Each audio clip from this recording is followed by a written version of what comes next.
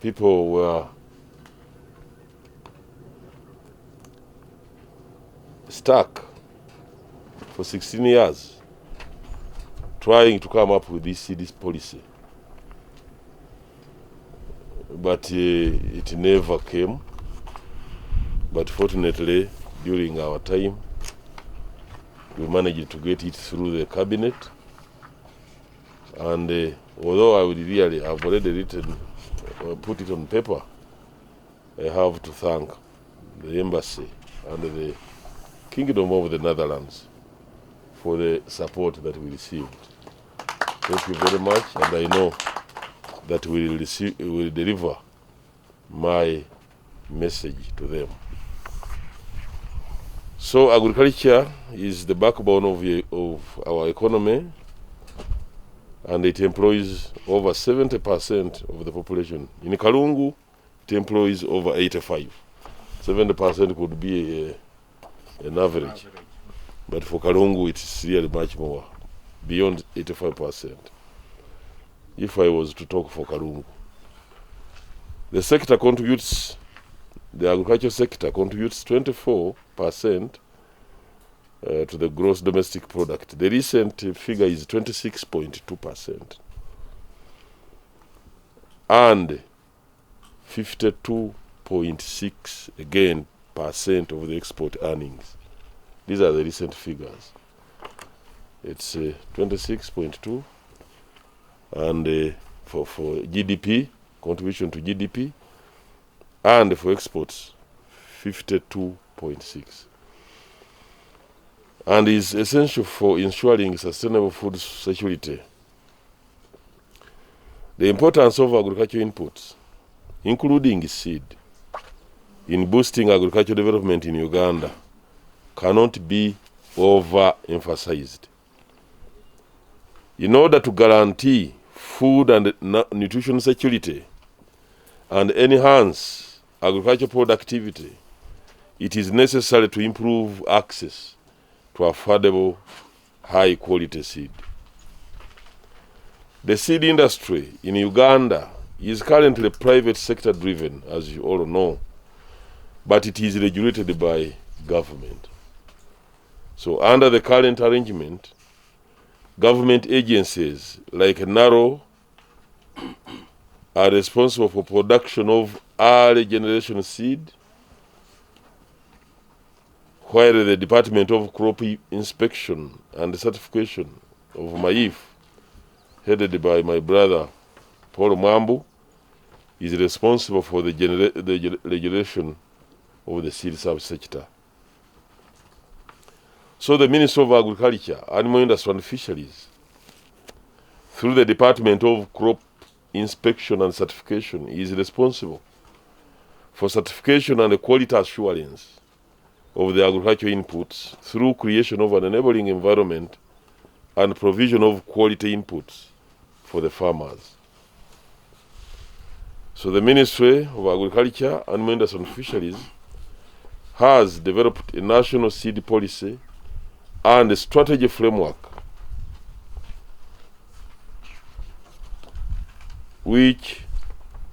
and other various legal instruments to regulate the seed subsector.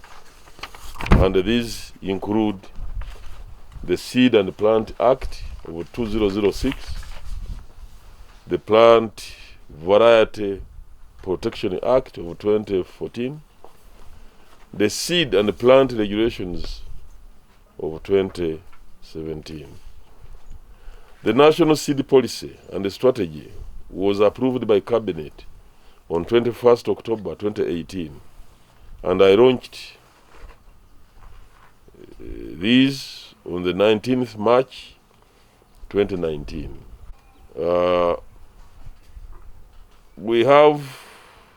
They have clear intervention areas to foster growth and development of a vibrant seed sector in Uganda, and they also clearly articulate the complementary efforts that all seed systems shall play in providing quality seed to the farming community.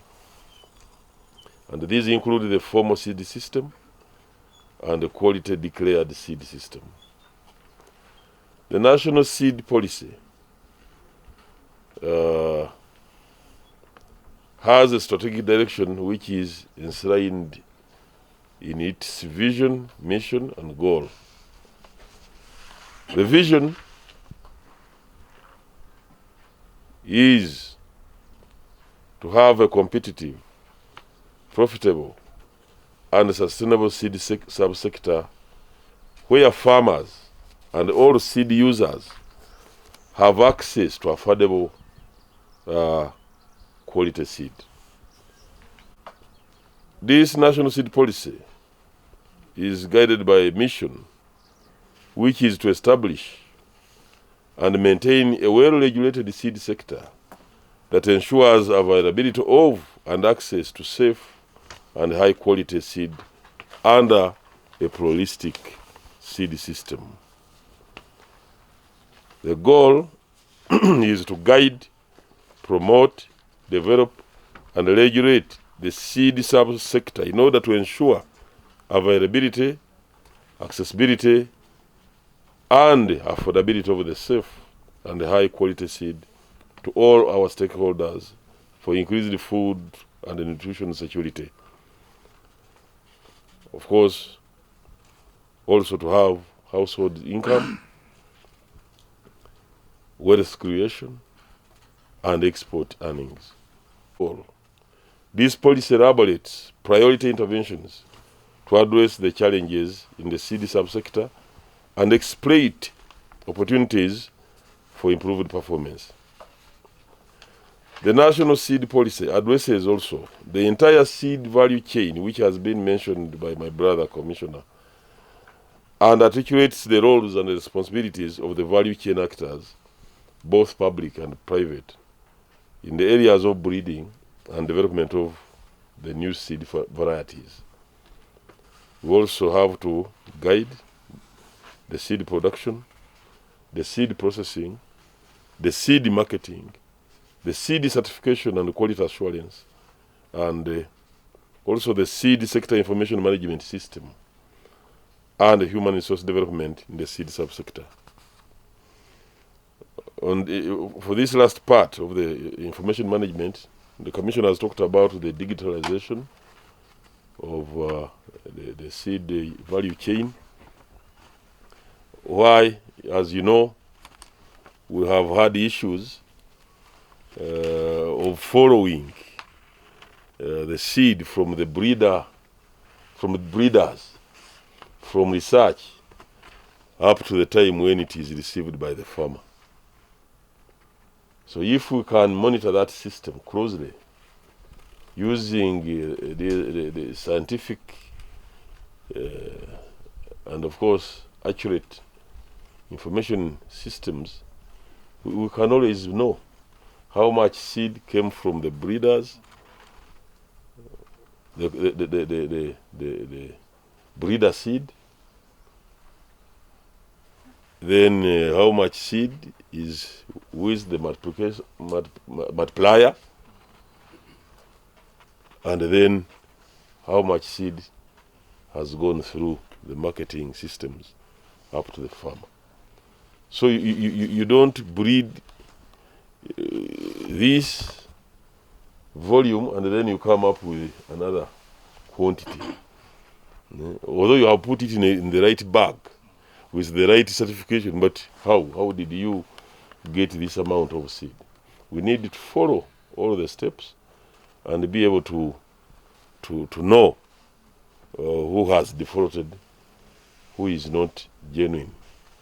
So we are really going there, and people are asking us. The press is always on me.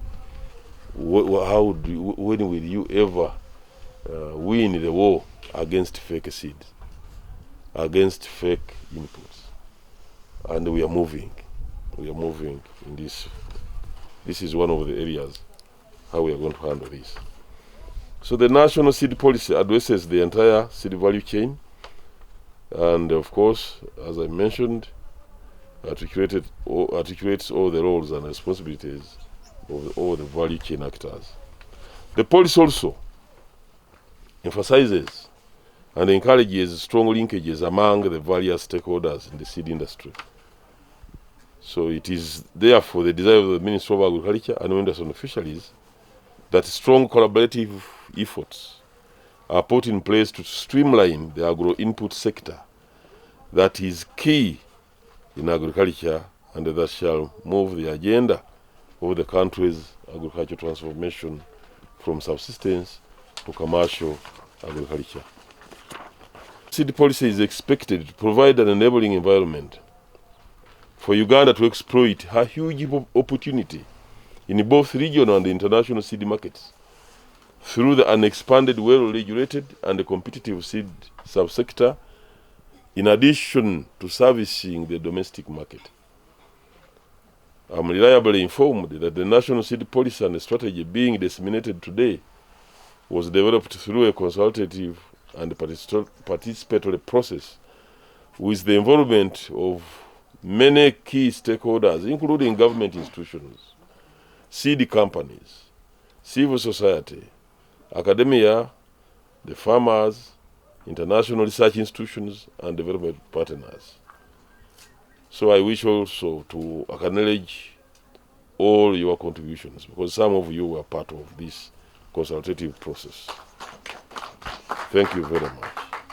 Your concerted efforts will be required to implement this policy again, and their incomes, as well as the national economic growth and development. The national seed policy is expected to provide an enabling environment for Uganda to exploit her huge opportunity to this regional and the international seed market through an expanded and well-regulated competitive seed.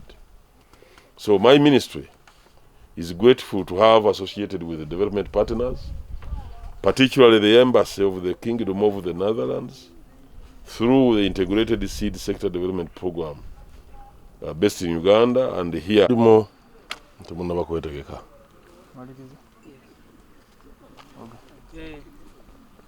Ensonga y'ensigo n'okufuna ensigo ey'omutindo okulaba nti etuuka ku balimi baffe ebadde ensonga nkulu nnyo mu ggwanga lyaffe, era ekyali naye tumaze okutambulako siteepu esinga obunene nti gavumenti emaze okuyisa policy, emaze okuyisa enkola ey'okulaba nti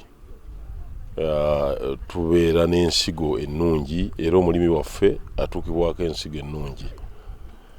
So policy eyo yayisibwa mu cabinet nga bwe muwulidde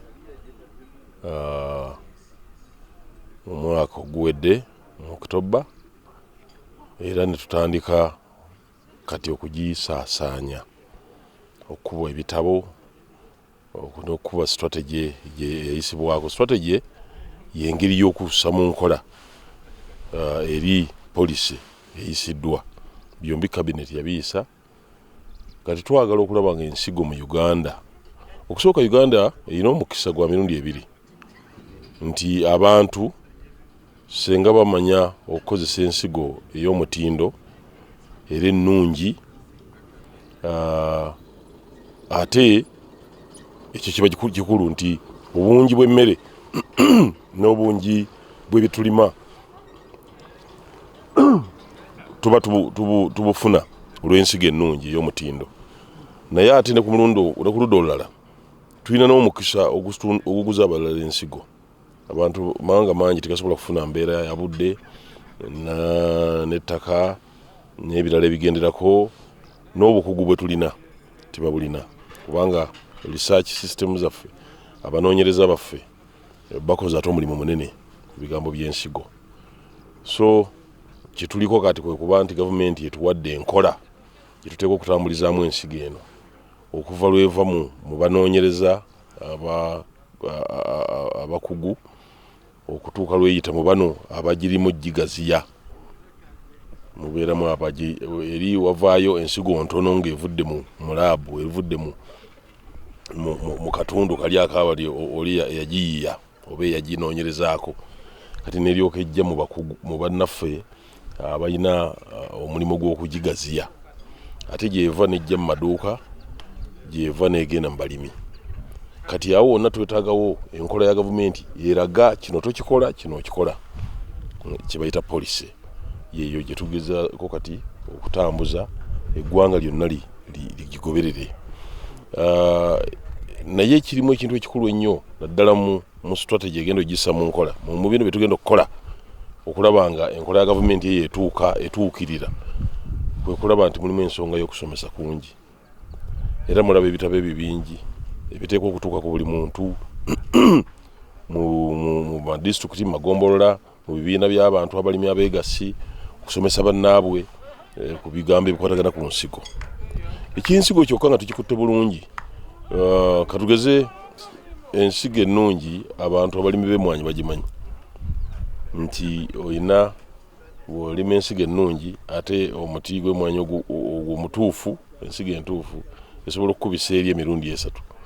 Oba kasooli babimanyi nti waliwo kasooli gw'oleeta ensigo nnungi ya mutindo empeke ennene, ekikolo kimu n'okijjako n'eminwe 2 ng'ate mimino minene.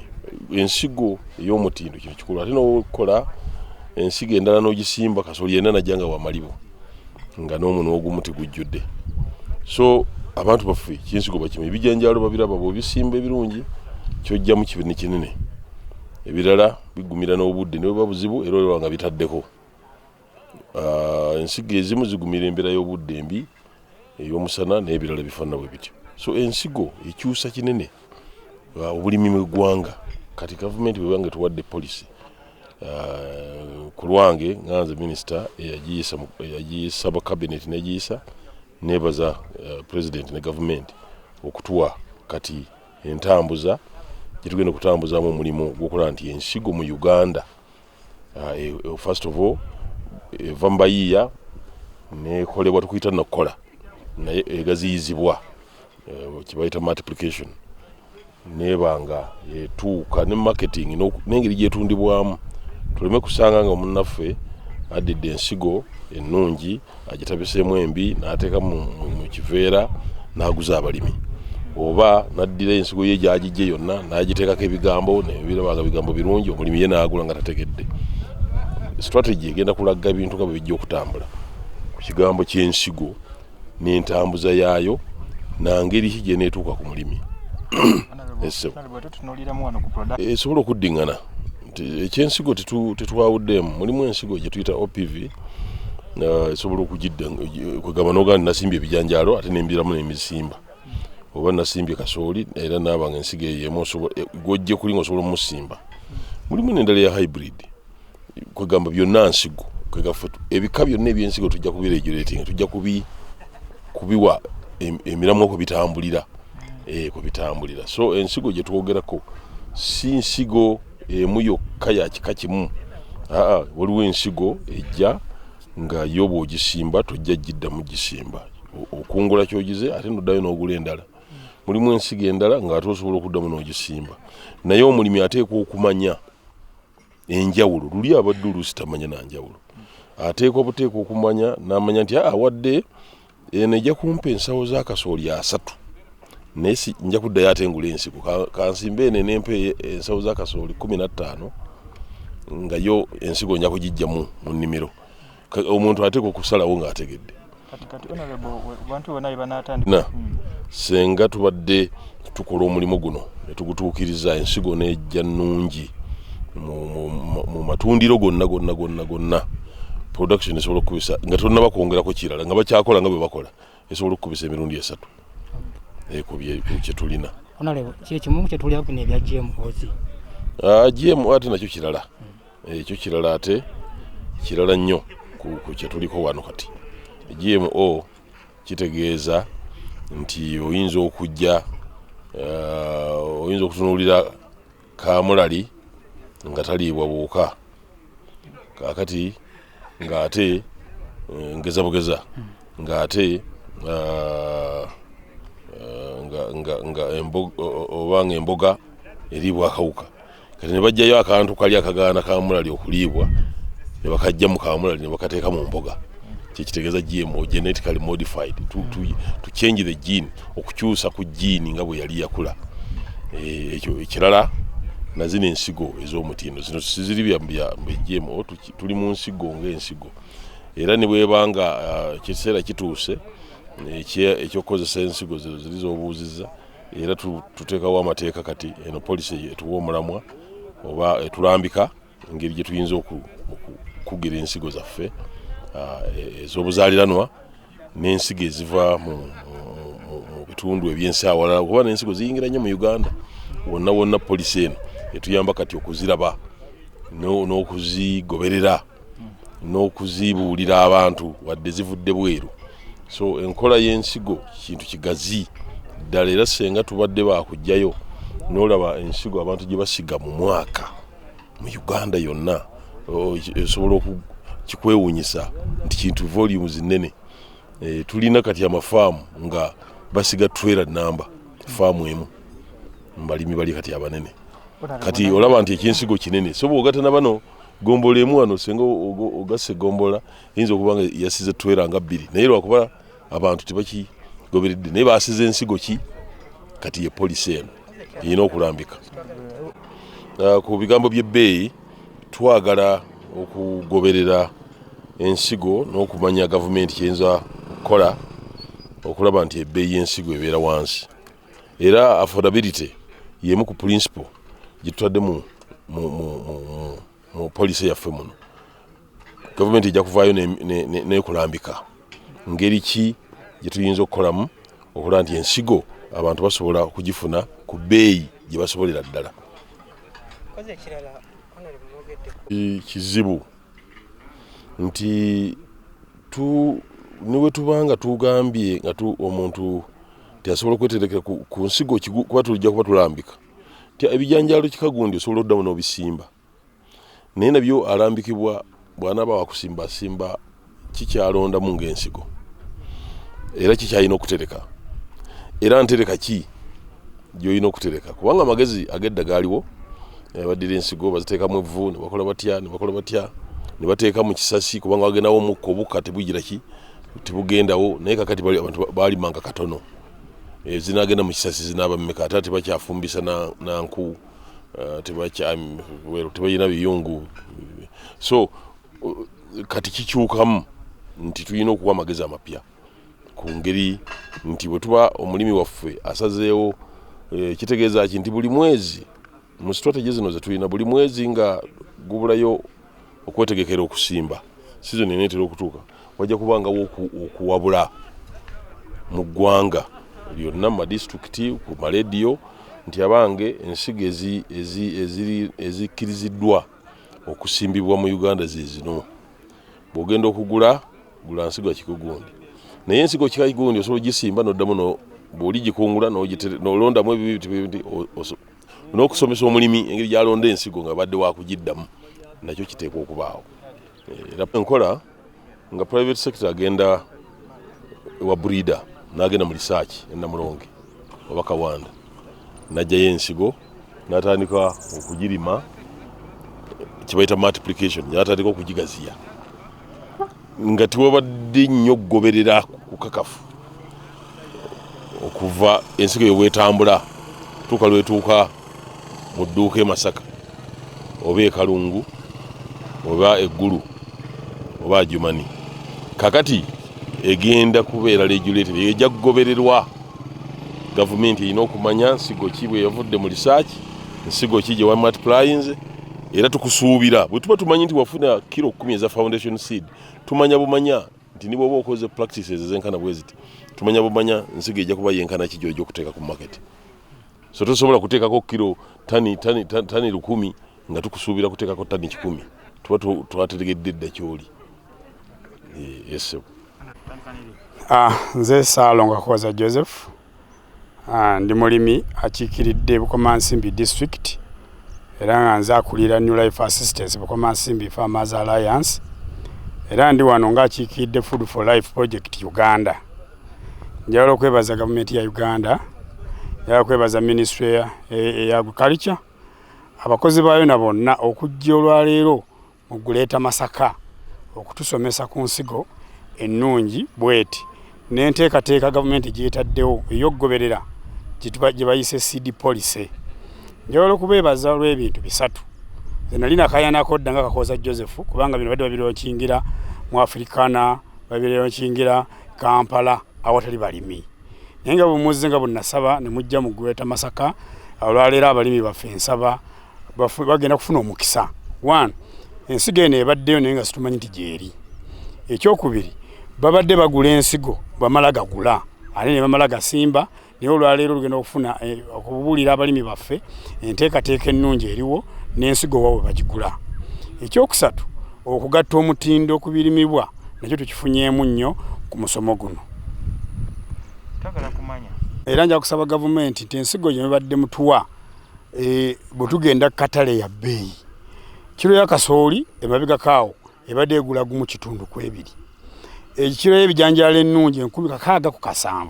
Kati omulimi waffe ow'ekigangazi, omulimi waffe ow'ebusagula eri wansi ng'agenda agule ensigo singi 650 ng'addayo ng'agamba akamale gafuna bino nsimbe nga bwe nsanze. Naye kati olwaleero nja kusaba gavumenti nti nga mutaddewo policy ate era muteekewo ne companies ezo eziyinza obitutuusaako ku bbeeyi esinga okubeera ennungi eya wansi, tusobole obigula ku bbeeyi ennungi ate mutufunire n'akatale akabituusa ku katale k'ensi yonna nga kalungi, abalimi baffe baddemu amaanyi. Mu bigambo bino mulimu wa extension workers mbasaba bye mwasoma mu bituukirize mu balimi baffe. Teri kizibu kya Uganda kisinze bakozi ba gavumenti naddala mu abali mu byobulimi.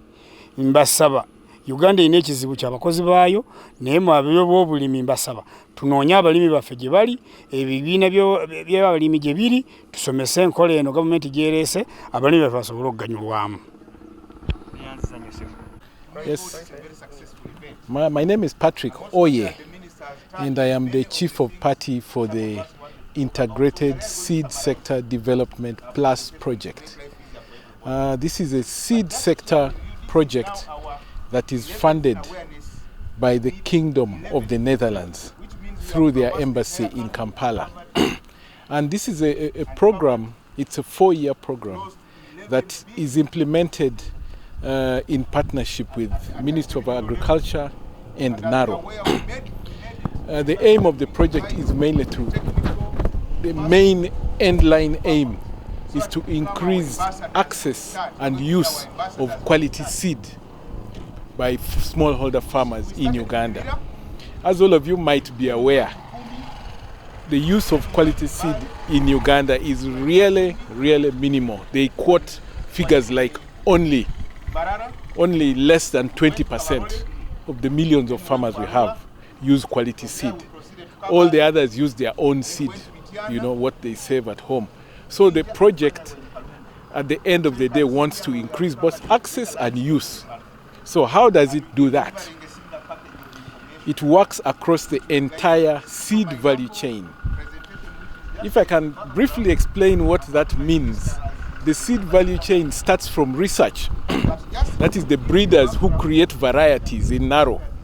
They create all these nice varieties you hear about of beans, maize, groundnuts.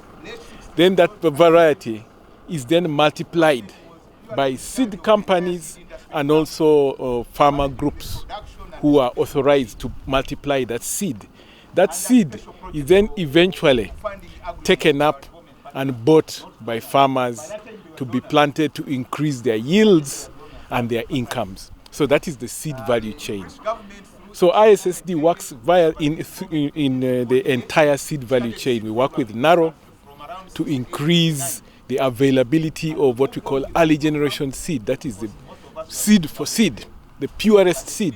We work with them to ensure that they have sufficient seed. Also, the seed is in time and also of good quality. Then we work with the seed producers to make sure they multiply seed in sufficient quantities and they follow the regulations. Seed, whenever you hear the word quality seed, there must be regulation. That is why Maaif is a partner in the seed sector. Everything must be regulated to be sure that we are going to get the end product which is quality. Quality in terms of what we call the variety, the germination, and the purity. So Maaif is the regulator. That is why they are our key partner. Now, in order to have these regulations, you must have a policy. a policy that is a framework for that regulation. And that is the reason why we worked together with Maaif and other partners to develop this very good policy. Now, what are you working on? We have also worked very closely in developing some very important regulations that are important in the implementation of the seed policy. We are also in the process of trying to digitalize the seed quality system with Maaif so that it is easier, to monitor, to control quality at all levels with all the seed stakeholders. It has gone very far. I'm sure the developer of the software is testing the product already. So, Mr. Minister, Maaif has been a very great partner with us, and we have also been a very great partner with them.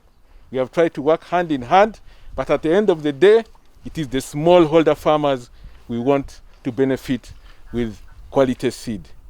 With those few words, sir, I thank you very much.